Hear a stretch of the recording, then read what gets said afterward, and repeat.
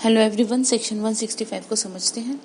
Section 165 में बात की गई है जजेस की पावर की, यानी कि जज के पास पावर है वो किसी भी तरह से, किसी भी समय, किसी भी विटनेस से किसी भी क्वेश्चंस के बारे में पूछ सकते हैं, यानी किसी भी फैक्ट से रिलेटेड कुछ भी पूछ सकते हैं और किसी भी डॉक्यूमेंट को प्रोड्यूस करने के लिए ऑर्डर दे सकते हैं।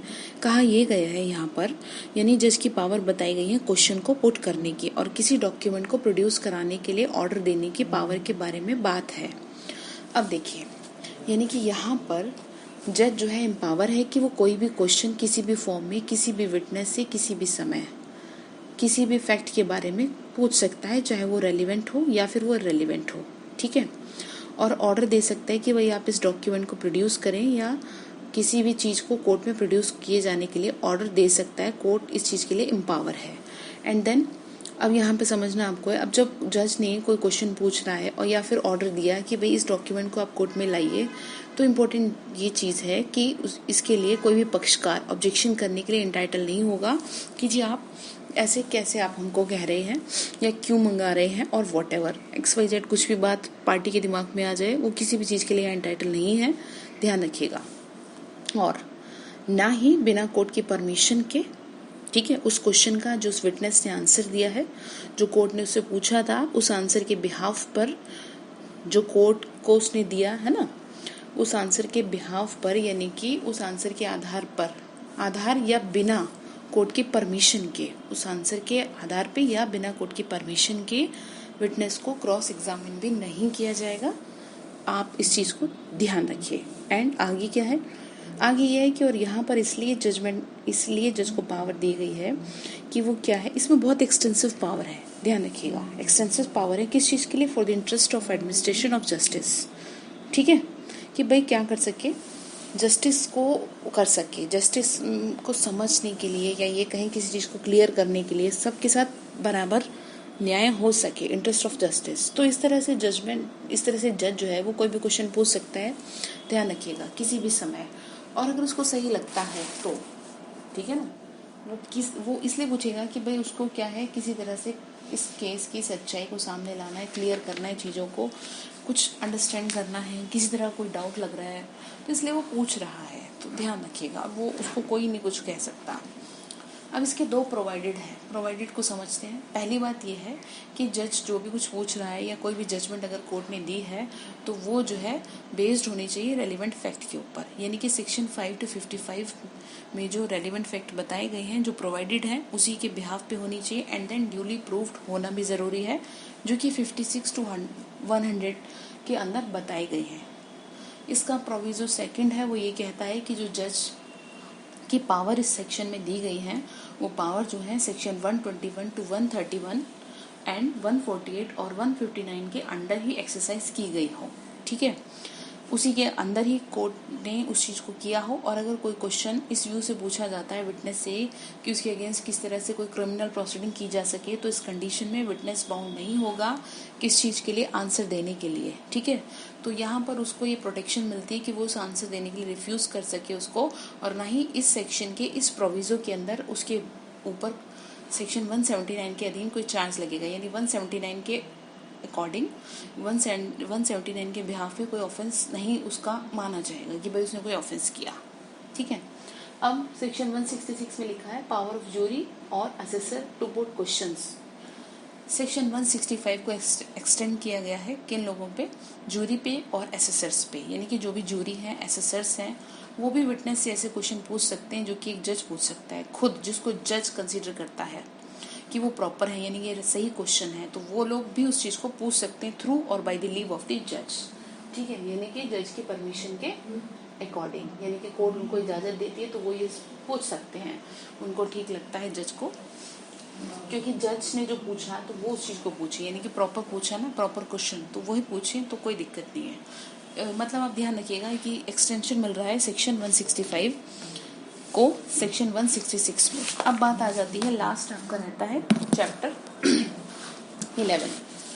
चैप्टर 11 और आपका सेक्शन है 167। इसमें बात क्या की गई है? इसमें बात यह है कि कई बार ऐसा होता है, कई बार इररेलेवेंट एविडेंस के बिहाफ पे जजमेंट प्रोनाउंस हो जाती है। ठीक है, यानी कि या तो जो एविडेंस दिए जाने चाहिए थे वो तो कोर्ट ने रिजेक्ट कर दिए और जो नहीं लिए जाने चाहिए थे वो कोर्ट ने एडमिट कर लिए। तो ये जो सेक्शन है ना, ये कहता है कि अगर भले ऐसा हुआ है तो भी कोर्ट की जो जजमेंट है, यानी जज ने जो जजमेंट दी है उसको क्या नहीं किया जाएगा, उसको रिवर्स नहीं किया जाएगा। ठीक है, इस सेक्शन को आप पढ़ेंगे, section read with 465 of CRPC।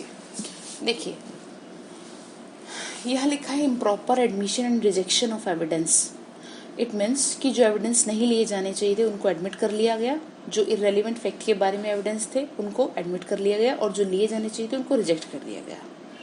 ठीक है, फर्स्ट ये जो बात यहाँ पर की गई है कि अगर ऐसा हो जाता है तो इस ग्राउंड पे जजमेंट को रिवर्स नहीं कराया जा सकता कि जी साहब आपने ये क्या कर दिया, आप इसको तो रिवर्स करिए, ऐसा नहीं कराया जा सकता। आप 465 ऑफ CRPC पढ़ेंगे तब आपको अच्छे से चीज़ें और समझ में आ जाएंगी। ठीक है, और दूसरा, ना ही न्यू ट्रायल कराया जा सकता, नहीं होगा आपकी सिर्फ इतनी सी बात पे कि जो नहीं एविडेंस दिया जाना चाहिए था वो दे दिया। अब वो क्यों नहीं होगा आपको समझना है। पहली बात ये है कि अगर कोर्ट को ऐसा लगता है कि independently of the evidence admit किए गए हैं, यानी कि यहाँ पर सफिशिएंट एविडेंस है, यहाँ पर सफिशिएंट एविडेंस है, जो कोर्ट ने जजमेंट दिया है उसको न्यायोचित ठहराने के लिए, यानी उसको सही ठहराने के लिए सफिशिएंट एविडेंस है। या फिर अगर कोर्ट ये कहता है कि जो एविडेंस रिजेक्ट किए गए थे अगर उनको रिसीव कर लिया जाता तो डिसीजन वेरी नहीं होता उनको एडमिट करने से, जिनको रिजेक्ट कर दिया गया। इट मीन्स ऐसे एविडेंस को एडमिट करने से डिसीजन पे कोई फर्क नहीं पड़ता, इसलिए उनको क्या कर लिया गया, एडमिट कर लिया गया। ठीक है, इट मीन्स जो नहीं लेना था वो ले लिया और जो लेना था वो नहीं लिया। तो अब इस आधार पे जजमेंट को रिवर्स नहीं करवा सकते। तो ये जो सेक्शन है आपको ये यही कह रहा है कि रिवर्स होगा, लेकिन वो कब होगा यहाँ पे आपको ये समझना है। जजमेंट को रिवर्स तब किया जा सकता है जब ये अपेयर होता है कि जो इम्प्रॉपरली तरीके से एविडेंस लिए गए और अगर उनको रिजेक्ट कर दिया जाता तो एविडेंस और जिनको एडमिट कर लिया गया उनको एडमिट किया जाना चाहिए था। तो अगर उनको एडमिट कर लिया जाता तो डिसीजन कुछ और होता। तो ऐसी कंडीशन में जजमेंट को रिवर्स किया जा सकता है कि डिसीजन वेरी, मैंने बोला ना डिसीजन वेरी नहीं कर, डिसीजन पे अगर कोई इफेक्ट पड़ता तो यहाँ पे तो डिसीजन पे कोई इफेक्ट ही नहीं पड़ा, कोर्ट को साफ समझ में आ रहा है। तो इन सब सिचुएशन आप उसको क्या नहीं कर सकते, रिवर्स नहीं करा सकते। और एक बात ध्यान रखनी है आपको कि इसमें जो केस है वो है द्विजेश चंद्र राज चौधरी वर्सेस नरेश चंद्र, 1946 का एक केस है। इस केस में इस सेक्शन का ऑब्जेक्ट बताया था कि ये जो सेक्शन है इसका ऑब्जेक्ट यही है कि आप कोर्ट का, सबसे पहली बात तो इस वजह से क्या ना करें, टाइम खराब ना करें। और कोर्ट जो है, जो भी आपका क्या हुआ है, कोर्ट ऑफ अपील है या फिर रिवीजन पिटीशन जहाँ आपने डाली है, तो इस वजह से कोर्ट जो है क्या नहीं करेगा, डिसीजन को डिस्टर्ब नहीं कर सकता आपकी इस बात की वजह से। ठीक है, वो भी तब जब इन एविडेंस के अलावा कुछ भी केस में सफिशिएंट मटेरियल होते हैं जो कि डिसीजन को जस्टिफाई करते हैं, तो इसलिए उसको पलटा नहीं जाएगा। कहने का मतलब ये है, देखिए कि जो कोर्ट ऑफ अपील है जहाँ पे रिवीजन पिटीशन डाली जाती है या न्यू ट्रायल का डिसीजन दिया, तो उसको डिस्टर्ब नहीं किया जाएगा इस ग्राउंड पे कि एविडेंस, ये जो डिसीजन है ये इम्प्रॉपर एविडेंस के बिहाफ पे दिया गया, तो इसलिए कोर्ट अपने इस डिसीजन को क्या नहीं करेगा, डिस्टर्ब नहीं करेगा। आप इतना ध्यान रखिएगा।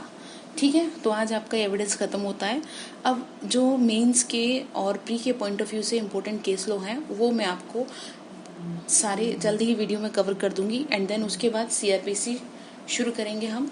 CRPC जो हम शुरू करेंगे उसमें क्या है, उसमें उन्हीं सेक्शंस को कवर करेंगे जो सिर्फ एग्जाम में आते हैं। हालांकि CRPC में काफ़ी सेक्शन है, बट फिर भी मैं आपको बताऊंगी कि वास्तव में CRPC को पढ़ा कैसे जाता है। ठीक है, तो चलिए फिर आगे देखते हैं और